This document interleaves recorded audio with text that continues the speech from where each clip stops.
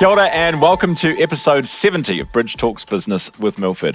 One of the most interesting features of the war in Iran, I think, and the oil price shock that's resulted, is how relatively calm markets have been in response. It might be that investors are used to Trump's shocks and threats and tactics, or that there's actually good economic data coming out about the US economy despite all the hectic headlines about war.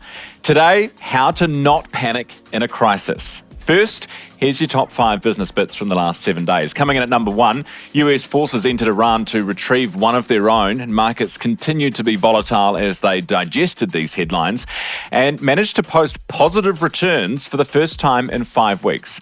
Number 2, we saw the start of government responses to the oil crisis last week. The Aussies halved petrol excise.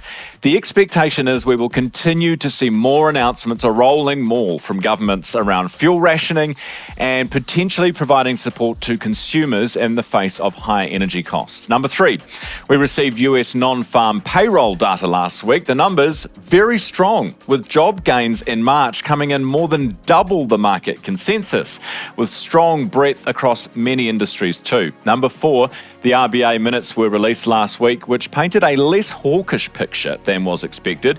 This potentially means a May hike is not a done deal, but a lot of uncertainties to go under the bridge here. Number 5, and finally, market focus will be on Trump's deadline for Iran, which ends 12 p.m. New Zealand time Wednesday. Domestically, we get the Reserve Bank a little look-see at how they're viewing the conflict in Iran and how that might play out domestically in New Zealand.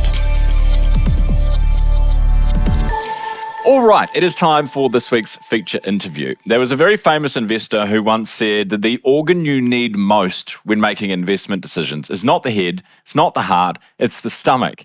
And lately we've seen a lot of volatility on global markets. This is because of what's happening in the Middle East and what's coming out of the White House. So this week I want to talk to Maddie Cruikshank, a senior associate at Investor Services at Milford, talking about volatility and playing a long-term game. Just a reminder, this segment is informational only and should not be considered financial advice. Maddie, great to see you. Welcome back. Hi, thanks for having me. Look, it's been a year. I know. Doesn't time fly? I thought about time to get you back on. And today, there's a good reason, of course. We're talking about volatility, a lot of volatility in the market at the moment. People are looking at their KiwiSaver balances going, it's going down for some people. Yeah. It is a hard time not to freak out if it's your money that's invested, right? Of course, yeah. Market volatility is something that we are seeing more of at the moment, and I will acknowledge it as an uncomfortable feeling. You know, no one likes to see their balance go down. And ultimately, it is your hard working money that you're watching go down. But with KiwiSaver, we do try and get clients to remember that this is a long-term strategy. So what you're seeing now shouldn't be too much of a worry if you are saving for retirement and you have that healthy long investment time frame. Because, short-term blips up and down, this is not unusual. Like, we've been here before. We have. And, we're always going to see something that is going to make the markets go down. And obviously, the media can really emphasize on that and make people panic too. That's us. We're panic merchants. No, we're doing the opposite. We're calming people. Well, this is the thing. I mean, if you look at it through history, they go up, they go down. But on the whole, the investments have been trending upwards as well, yeah. And, if you do zoom the camera out and you look at it from that long-term perspective, it is a bit of a roller coaster with the trend going upwards over that long term. So what does Milford say at a time like this, when people are perhaps a little worried? So one of the things that we do, tell clients to maybe step back a little bit from is checking your balance daily.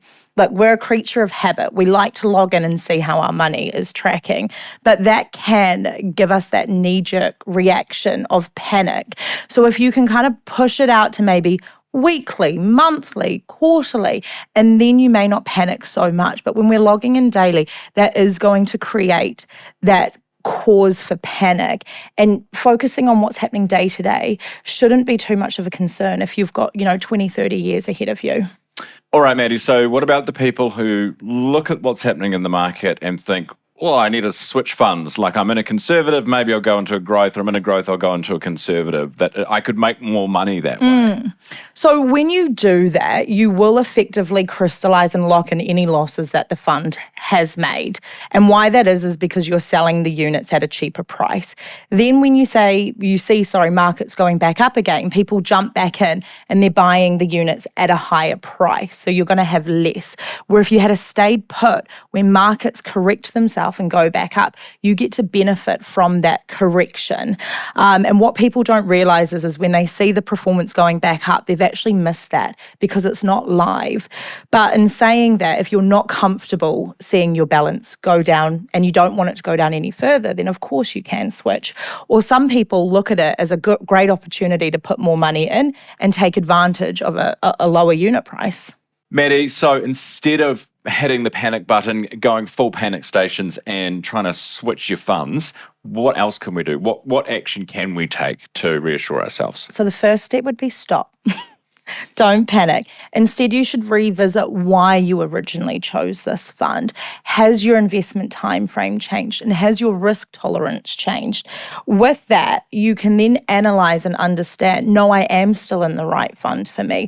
Or if you're going through those questions and you notice something has changed, that's where it would be best to get in touch, revisit getting advice, which is free, and finding out what fund you should now be in. And what about just finally wrapping up? An overall kind of view for us. When things get volatile, the instinct is to maybe, freak out. So what is your message for us on that front? So my message for people would be volatility is normal. This isn't the first time we've been here before.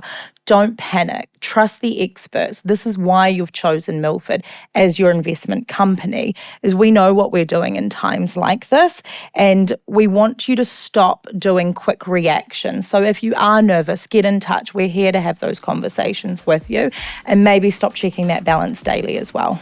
All right, Maddie, good to see you. Thanks so much too. for being with me again. That was Maddie Cruikshank, who is with Milford at their Investor Services team, Senior Associate there, talking to us about market volatility and playing the long game with KiwiSaver, which is what we're all doing at the end of the day. Just a reminder, you can like, follow and subscribe this podcast wherever you like to listen. We appreciate you doing so. And don't forget, until next week, to invest in yourselves.